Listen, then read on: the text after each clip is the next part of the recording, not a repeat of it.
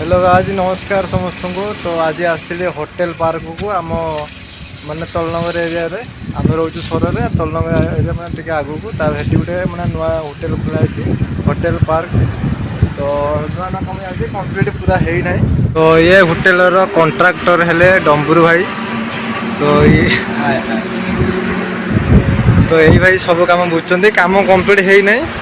तो सब रंग काम उतरू पक्का काम उतरू सब दायित्व आंक उपर रखिना। आउ ये निजे हेले प्लाय मिस्त्री। तो प्लाय काम जी जो होती भर देखिपार जी सब प्लाय काम सनमाई काम सब जहाँ से डम्बुरू भाई कर। तो रोड साइड देखिपार रोड साइड होटेल खोला नुआ कर होटेल। तो ये पाउचर उठिली तो एंट्री गेट यहाँ ठीक अच्छे एंट्री गेट भर बसले ये आमर शोकेस रही भर देखिपार बहुत बड़ होटेल। तो यहाँ रिसेप्शन काउंटर। तो भीतर जाऊँगी केमती कौन देखिपार। तो यहाँ तलू जावाई रास्ता यहाँ उपरू जावाई।